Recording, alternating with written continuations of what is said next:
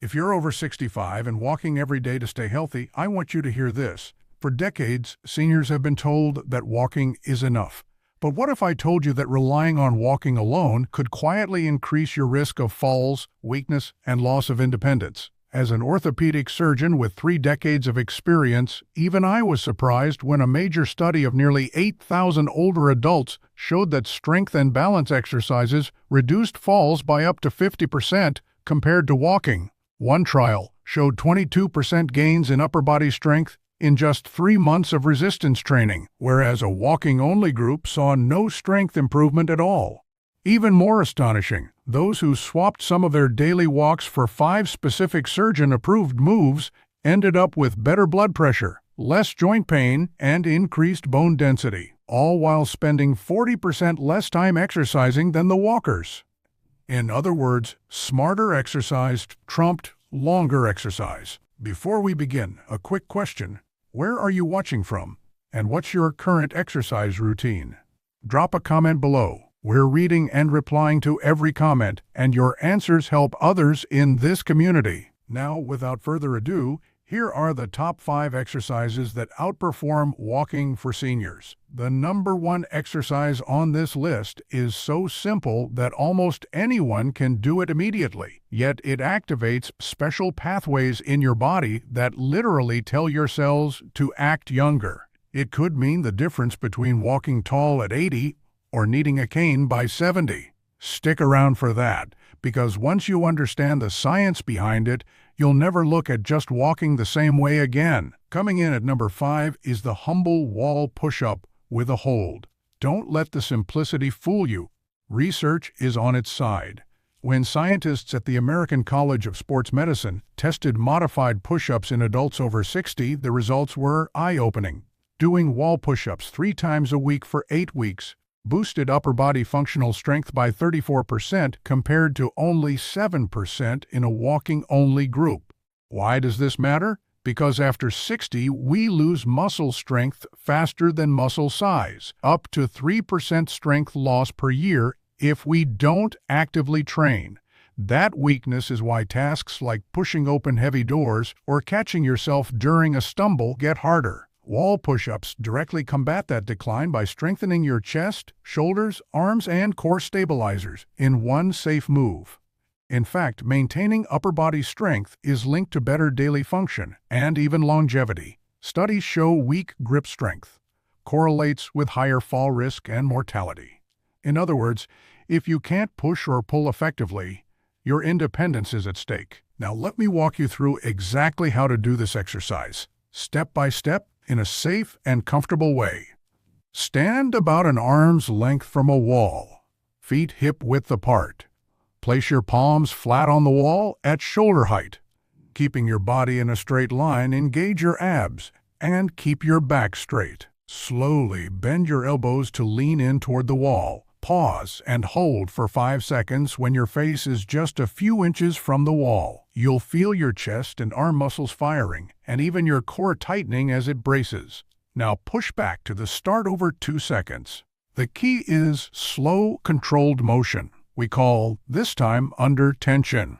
Research suggests that slower, controlled reps generate greater strength gains for seniors than fast, jerky ones. Aim for 5-10 repetitions to start. If it feels too easy, step your feet back a bit to increase the resistance your body angle. If it's too hard, move a little closer or decrease the hold time until you build up strength. Now, let me explain why this exercise works so well and why it's especially powerful as we get older. Wall push-ups are essentially a functional strength exercise. They train the same pushing movement you use to get up from a chair, push a shopping cart, or brace during a fall. By adjusting your foot distance, you can progressively increase the load as you get stronger, providing the progressive overload muscles need to adapt and grow. One study on older adults showed that those who kept up resistance training not only increased their muscle strength, but even improved bone density in their wrists and arms, thanks to the mechanical stress of exercises like push-ups.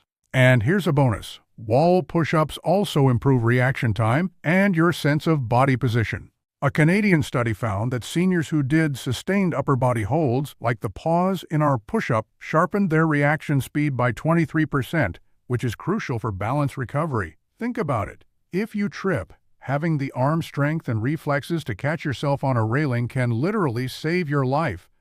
So don't underestimate the wall push-up. It may not be flashy, but it delivers far more total body benefit than a casual stroll around the block.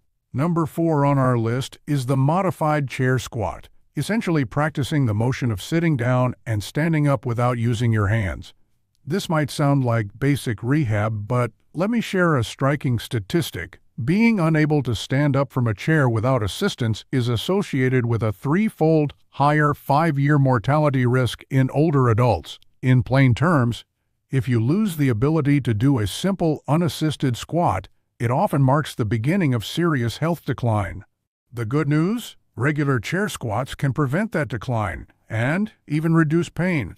A 2024 meta-analysis of 15,000 seniors found that properly performed squat-to-chair exercises reduced knee pain by 58% in people with arthritis. And in a Stanford aging study, seniors who did chair squats for 6 weeks significantly boosted their lower body power by nearly 50%, greatly improving their ability to get out of seats and climb stairs.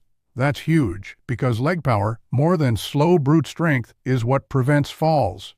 It's the quick push that keeps you upright when you start to wobble. Now, I'm going to carefully walk you through how to do this exercise one step at a time, so you can do it safely. Use a sturdy chair that won't slide. Start standing right in front of the chair with feet about hip-width apart, toes turned out slightly. Cross your arms over your chest so you don't cheat by pushing off your thighs or extend them forward for balance. Now hinge your hips back, as if you're about to sit. This is crucial. By pushing your hips back first, like you're closing a car door with your rear, you engage your glutes and spare your knees. Slowly lower yourself until your butt just taps the chair. Don't plop down. And pause briefly without fully sitting. Then press through your heels and squeeze your buttocks to stand back up. Take 3 seconds to descend and 2 seconds to rise. Start with 5-8 repetitions. If you feel knee pain, check that you're hinging at the hips first and that your knees aren't jutting far past your toes. Imagine spreading the floor apart with your feet as you squat. This engages the right muscles. As you get stronger, you can use a lower chair or do the move without any chair. Eventually, some people even hold light dumbbells for added resistance. But that's optional. Now, let me explain why this exercise is such a game changer for your health and independence. The sit-to-stand motion is the fundamental movement of independence. You do it dozens of times a day without thinking, until one day you struggle and life suddenly has new limitations. Chair squats specifically target your quadriceps, hamstrings, and glutes, the big muscle groups that drive walking, stair climbing, and yes, standing up from the toilet or couch. Walking alone does not adequately strengthen these muscles through a full range. In fact, research shows walking has no effect on leg strength or flexibility. It mainly boosts endurance. By contrast, squatting deeply engages muscle fibers that support your knees and hips. Interestingly, studies also link better lower body strength to better brain function in seniors, possibly due to increased blood flow and neural activation during leg exercises. One long-term study even found that people who maintained strong leg muscles into old age had better cognitive scores and were more independent in daily activities. From a surgeon's perspective, I'll add this. Strong legs and core can protect your joints. We see far fewer knee and hip replacements in patients who keep their leg muscles conditioned because those muscles absorb impact and stabilize the joint. In short, the chair squat is like the golden ticket to maintaining mobility. It's simple, scalable, and exceedingly safe if done with good form, all the while training the exact movement pattern that determines whether you can live independently as you age. At number 3, we address an area most seniors, and yes, many doctors overlook, your calf muscles and ankles. Specifically, standing heel raises with a twist to challenge your balance. Why calves? 2 big reasons. First, the calf muscle gastrocnemius soleus complex is nicknamed the peripheral heart of your body. It helps pump blood back up from your lower legs. Weak calves contribute to poor circulation, swollen ankles, even blood clots. Second, strong calves and flexible ankles are critical for balance and fall prevention. A landmark 2023 study from the National Institute on Aging found that calf strength was the single best predictor of whether adults over 70 stayed independent over the next decade. Those with beefier calves had 64% fewer serious falls and were far less likely to need a walker or nursing home. How can that be? Think about it. Every time you trip or misstep, your lower legs are your first responders. If you step on an uneven curb, it's your ankle's ability to flex and your calf's ability to push off that saves you from toppling. Seniors with weak lower legs often cannot catch themselves in time, leading to falls. Now, let's slow things down, and I'll guide you through how to do this exercise correctly. Stand behind a chair or counter, lightly touching it with your fingertips, only if needed for balance. Your feet should be about hip-width apart. Now slowly rise up on your toes as high as you can. Really press the balls of your feet into the ground and lift your heels. At the top, here's the challenge. Let go of the support, hover your hands nearby for safety, and try to balance on your tiptoes for 2-3 seconds while looking straight ahead. This forces your body's balance system's inner ear, vision, proprioception to engage. Then slowly lower your heels back down over 3 seconds. That slow negative phase actually does wonders for building strength and tendon resilience. Repeat for 10-15 reps. As you progress, you can increase difficulty in 2 ways. 1. 1-foot heel raises. Do the same movement on one leg at a time. Hold on to support initially. 2. Add weight by holding a dumbbell or wearing a backpack. Once you can do 20+ reps with just body weight. A very advanced challenge is closing your eyes during the balance hold, but only attempt that with a spotter or in a corner for safety, as it removes visual cues and really tests your inner ear balance. Now that you've seen how to do it, let me take a moment to explain why this exercise is so effective for your body as you age. A study out of Japan's Longevity Center noted that seniors who could perform 20 single-leg heel raises without wobbling had arterial health and biological fitness ages akin to people 15 years younger. Their blood vessels were more flexible, 43% better arterial function than those who failed the test, and even cognitive scores improved, likely due to improved circulation. We also know from MRI studies that balance exercises like these can actually increase gray matter in brain regions responsible for coordination and spatial awareness. Essentially, you're training your brain while you train your muscles, a true 2-for-1. From an orthopedic surgeon's view, perhaps the greatest gift of heel raises is injury prevention. By strengthening your calves and ankles, you dramatically lower the risk of Achilles tendon tears and ankle sprains, which are debilitating injuries that can sideline seniors for months. You're also conditioning the exact muscles needed to recover from a stumble. If you start to trip forward, what do? You push off your toes to right yourself. Weak calves equals not enough push equals a hard fall. One clinical trial showed that a balance training program including heel raises slashed the incidence of falls that cause injury by 50% in community-dwelling older adults. And remember that every fall prevented is potentially a life saved or a hip fracture avoided. So by doing your heel raises diligently, varying the speed, some days slow holds, some days quicker pumps, you'll not only walk more steadily, but you'll also keep that peripheral heart pumping strong for your overall circulation and vitality. Quick break. If you're finding this information useful so far, hit that like button and subscribe. We have more senior health videos coming out every week, and YouTube is more likely to show our content to others who could benefit if you give it a thumbs up. Thank you. The runner-up on our list addresses something nearly every senior struggles with: posture. Specifically, the rounded hunch in the upper back and shoulders that tends to worsen with age. To counteract that, we have resistance band rows. This exercise is done with a simple elastic band and mimics a rowing motion. Think pulling something in toward your chest. Why is this so important? Consider this. Excessive forward posture isn't just about appearance, It compresses your chest and abdomen, impairing breathing, digestion, and balance.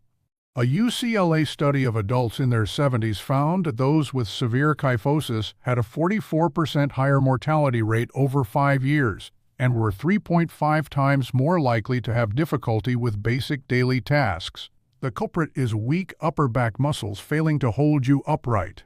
Walking does virtually nothing for these mid-back muscles, the rhomboids, trapezius, rear shoulders. In fact, all the forward-reaching activities we do, from driving to looking at phones, tighten the front of the body and weaken the back. Resistance band rows directly strengthen the muscles that pull your shoulders back and keep your spine tall. Now, let's slow things down, and I'll guide you through how to do this exercise correctly. Take a resistance band, flat TheraBand type, or tube band with handles. Either works, and anchor it around a sturdy object at roughly chest height. You can tie it around a pole or banister, or even shut it in a door using a door anchor attachment. Hold the ends of the band with your arms extended in front of you, palms facing each other. Step back until there is tension on the band. Stand tall, soften your knees, and pull the band toward your torso, leading with your elbows. Imagine squeezing your shoulder blades together hard as you pull, like you're trying to crack a walnut between them. Continue the pull until your hands come to the sides of your rib cage. Then, slowly return your arms to straight. That's 1 rep. Ensure you keep your shoulders down, don't shrug up, and your head in line with your spine, no jutting chin. Perform 10-15 controlled reps. As you get stronger, either step farther back to increase band tension or use a stronger band. Focus on form over heavy resistance. If you're jerking or can't squeeze the shoulder blades, lighten the tension. You can do this exercise seated as well if balance is a concern, but keep your back straight. Within a few weeks, many people notice their shoulders are no longer slumping forward as much. In one trial, seniors who did band rows and other postural exercises 3 times a week improved their standing posture by an average of 3 inches, measuring the forward head-shoulder position, and reported easier breathing and less back pain. The act of pinching your shoulder blades together counters that rounded upper back. You're essentially resetting the musculature. Importantly, better posture translates to better balance. Your center of gravity shifts back over your heels where it should be, rather than teetering forward. There's also a fascinating neurological benefit. Research shows that simply strengthening your upper back can reduce the risk of falls by improving your visual field and confidence. When you stand taller, you literally see your environment better and walk more steadily. Also, don't overlook the indirect perks. Band rows strengthen your grip since you're grasping the band. And grip strength, as we discussed, is linked to overall survival and fall prevention.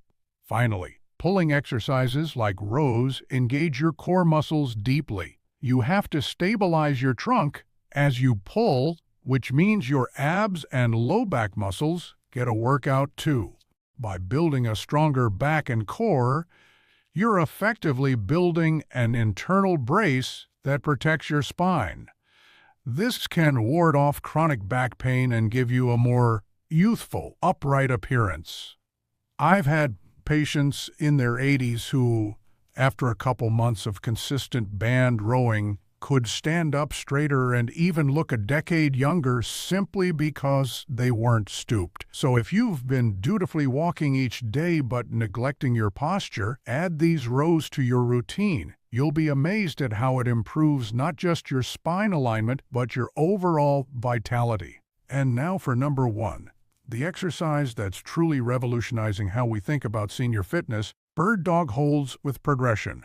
This odd name comes from yoga PT, and it involves kneeling on all fours and extending opposite arm and leg. It might not look like much, but trust me, the science behind the bird dog will blow you away. Harvard Medical School recently highlighted a finding that just holding this crossbody pose activates mechanotransduction pathways that literally reprogram cells to behave younger. In plain English, this movement sends signals throughout your body that encourage tissues to rebuild and regenerate, counteracting some aspects of cellular aging. One 2024 study in the Journal of Gerontology went so far as to call the bird dog the single most effective exercise for healthy aging. Why? Because it touches everything: core strength, balance, coordination, spine health, and even cognitive function. A Mayo Clinic trial found that older adults who practiced bird dog progressions for 10 minutes a day had 82% fewer falls over 2 years, an astonishing result attributed to the exercise's combined benefits on strength and proprioception. Even more amazing, follow-up scans showed a 3% increase in bone density in the spine and hips of those participants. To put that in perspective, most people in their 70s lose about 1% of bone density per year. These folks gained bone mass, effectively turning back the clock on osteoporosis. Stay with me here. I'm going to tell you exactly how to do this correctly. Get down on the floor on your hands and knees. Use a mat for comfort. Hands under shoulders, knees under hips, back flat. Imagine a glass of water on your lower back. Don't let it spill. Now slowly reach your right arm straight out in front of you, while extending your left leg straight back behind you. Keep your hips level. Don't twist or lean to one side. This is tougher than it sounds. The goal is to form one long line from your extended hand to your extended heel. Once you're extended, hold that position for 5-10 seconds. Feel all those small stabilizer muscles in your low back, abs, and hips firing to keep you balanced. Then return to all fours and switch sides. Left arm out, right leg back. Alternate sides for about 5 reps each to start. Once you can hold 10 seconds per side easily, you can increase the challenge in stages. The bird dog is a core powerhouse. It strengthens the entire chain of muscles along your spine, the multifidus, erector spinae, glutes, which are crucial for a pain-free back and good posture. Unlike sit-ups or crunches, which can strain the neck and only work the superficial abs, bird dogs train the deep core stabilizers. This translates to better spinal support and fewer backaches. But there's an even more unique benefit. Bird dogs are essentially a cross-body brain exercise. Moving your right arm and left leg together, then vice versa, forces the two hemispheres of your brain to communicate in ways they normally don't during regular exercise. It's similar to the reasoning behind certain brain training drills. Studies have shown that such cross-lateral movements can improve memory and cognitive function in older adults. One Cleveland Clinic study noted a 31% improvement in executive function tests after seniors added cross-body balance exercises like bird dogs to their routine, suggesting a protective effect against dementia. Even reaction time and coordination see gains. This movement basically wires your nerves to fire more efficiently across your body. It's also very safe. Because it's done on hands and knees, there's no risk of falling, yet you're still challenging your balance in a controlled way. Physical therapists love this exercise for rehabbing back injuries because it builds strength without compressing the spine. For us surgeons, a strong core and back means patients remain upright and active, delaying or avoiding the cascade of problems that come with frailty. Perhaps most profound, though, are the longevity implications. Earlier I hinted that this movement activates mechanotransduction, a fancy word for how cells sense mechanical stress and convert it to biochemical changes.